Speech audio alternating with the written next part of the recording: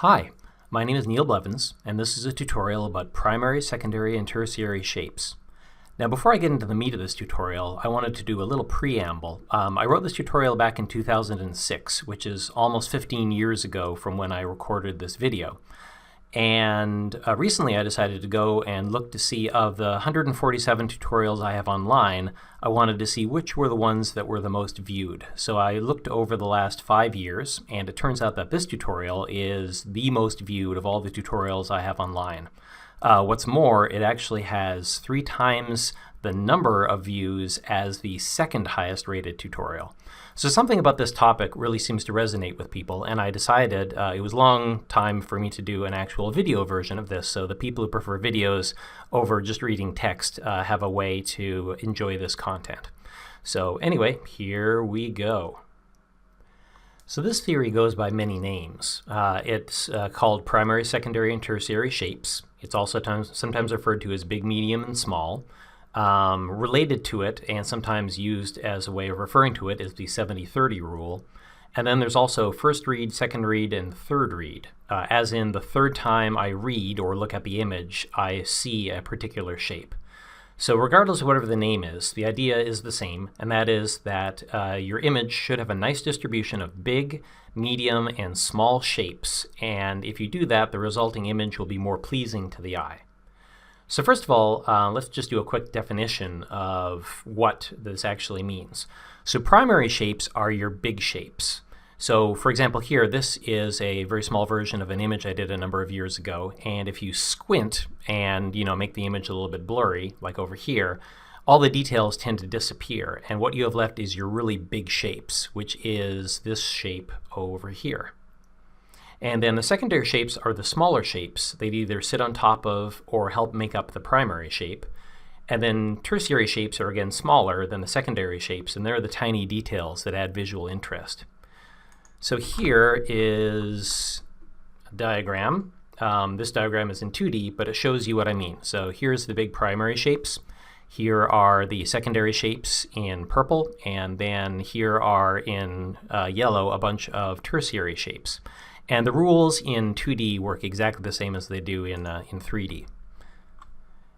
And here is another example of the same thing. So gray is primary shapes, and then like this might be a panel on a sci-fi wall or something, and then the secondary shapes are the pipes that are happening, and then the tertiary shapes are the little tiny details and greebles that sit on top of the pipes. So there are 3 important questions you should ask yourself when you're applying the primary, secondary, tertiary shape rule to your work. And the first one is the easy one, which is, does my composition have all 3 types of shapes? Number 2 is, how big should each shape be in relation to each other? And number 3, where in the composition should they go? So we'll start with the easy one. That's just, do I have all 3 types? And this is pretty straightforward. You can just look at your composition and ask yourself, do I have them? Do I only have large and medium shapes with nothing that's really, really small, in which case it would be good to add some small ones? Or is my image so detailed that everything is a little tiny shape and I don't have any big or medium ones, in which case I can add those? So the next question is about what size should these details be? And that really depends heavily on personal taste. So in my case, I like having generally really large primary shapes. And when it comes to my tertiary details and shapes, I like having them be very small, like for example maybe even a pixel or 2. And from there you can kind of decide what's the good size for secondary details.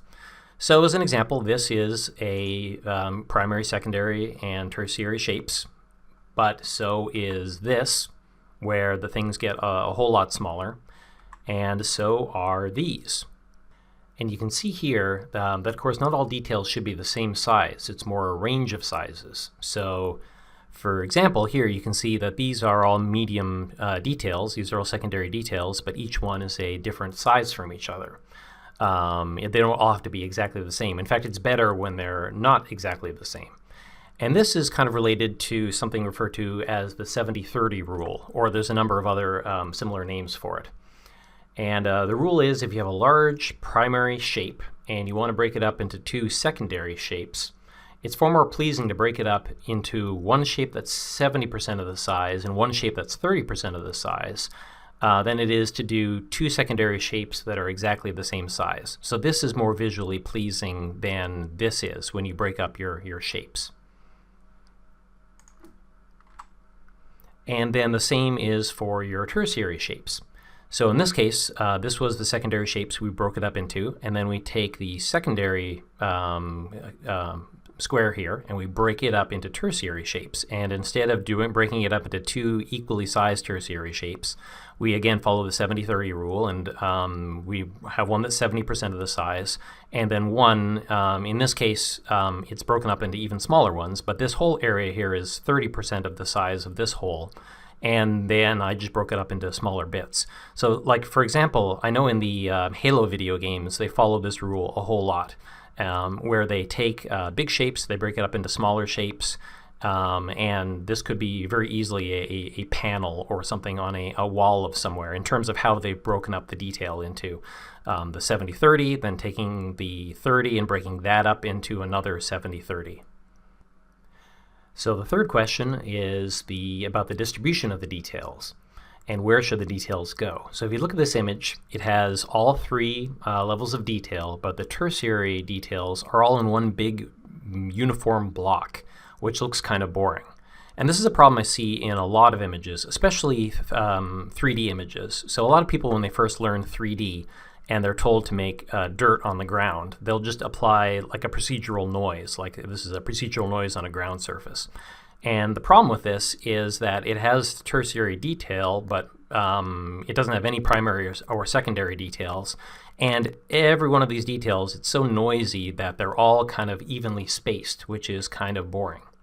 So if we took that first image back here and played with it a little bit, we can move around the details so that the eye has places to look. So it like looks here and says, okay, here's a bunch of small detail, and then there's holes in it, and then there's areas of no detail where I'm looking at the primary, and then moves up here to secondary shapes and back to tertiary shapes. And something like this is far more easily visually digested. So now that we've looked at a lot of theory examples and simple diagrams, let's start looking at some real examples to really prove the point. So instead of having that big noisy ground like I showed you before, here's a great example of a bunch of different detail types. This is a real photograph of a real kind of dirty, rocky kind of area. So in this, you see there are areas here that are totally black, so areas with absolutely no detail. There's areas with lots of detail, like in here, which is very noisy. But then in that area of noisy detail, you know, the tertiary shapes, you have these secondary shapes in there that are dropped in, and that helps break up this area of just tons and tons of detail. And then there's lots of different looking details, so it's not the same detail, secondary detail, messing up all of the tertiary detail. Instead, it's different ones. So this one is kind of more horizontal, and then these ones are smaller and you know, a little bit more round as opposed to the striations there. You have striations that are very straight, and then you have striations that are more twisty over here. So this is a good example of using primary, secondary, and tertiary shapes to break up a ground surface. So now that we've looked at a photo example, let's look at our first 3D example. And so first, here is a cylinder, which is a primary shape. It could be a pipe, say, for a robot. So let's place some secondary shapes, and here they are here, and there's sort of rings around the pipe, and that's fine, but the problem is that they're very evenly spaced and evenly sized, and that's kind of boring. So step number one, let's move them around a little bit, and this is a little bit more interesting because you don't have the pattern anymore. They've been moved around a little bit. But let's go a step further, and instead of just moving them, let's actually resize some. And so by resizing some, you now have secondary details on here that are placed kind of randomly and then also sized kind of randomly, which provides a lot more visual interest. And then finally, here it is adding the tertiary details. So now let's look at some examples from my artwork. So this is an image I did a number of years ago, some sort of big space station looking tower, which is in a gas giant. And so the primary shape is the big shape of the cylinder itself, and then you have a number of secondary shapes, like for example this entrance area and these panels up here. You can see a little better on there. This might almost be considered a secondary shape, but it could also be a tertiary shape. So like all these little spaceships are all tertiary shapes, and the little lights on here are tertiary shapes. So again, you got the mixture of the big primary, a number of secondaries, and a bunch of little tertiary details. Here's another one, this weird creature, and the primary shape is the overall shape of the creature here. Secondary details would be these tentacles that are coming down, the thick tentacles. But then on top of that, you have a lot of tertiary shapes. Like, for example, in the tentacles are these little tiny little tentacly root-looking things. Or another example is these little pieces of grass that sit on top. You can see there in the one without the markings on it. So you can see these little tertiary details here. The secondary are the big tentacles, and yeah, the overall shape is the primary. So here's another one, and then this one marked up. So the primary shape is the big arch going on. Secondary shapes are the panel and the eye, and possibly these bigger tentacles here might count as secondary shapes as well. And then tertiary shapes are these little panel lines that are in the front here, the little tiny panels, and those sort of smaller things. So here's this floating loader robot, and this one I want to show you that sometimes even 3 levels of detail is not enough. And so this one I actually went down to 4 levels of detail. And rather than doing primary, secondary, and tertiary, I decided to call these reads, which is another way of saying the same thing. So the idea is that even though when your eye sees this, the very first thing it notices are the big details, so that's the first read. Then if you stare at it a little more, you'll start noticing the secondary details, or the second read. Then stare at it some more, you'll see the third read. And then finally, if you really stare at it, you're really interested in looking at it, you'll really start noticing these little tiny pipe details that are going on, which is the fourth read. So before I go, one of the reasons I think that my tutorial was viewed as many times as it was due to this guy here, Gleb Alexandrov. And so he is a Blender artist that read my original tutorial, and then he did a talk at a conference that took that tutorial and then really expanded on it and added a whole lot more detail, a lot of really good stuff in there about primary, secondary, and tertiary shapes. And so I'm going to link this tutorial in my video tutorial, so you can go see it. I highly recommend looking at it. It's not only for Blender artists. It is a Blender conference, but it's far more about the theory stuff, which can be applied to whatever you want. So I really want to thank Gleb for taking that tutorial and putting his own spin on it. It's really worth watching.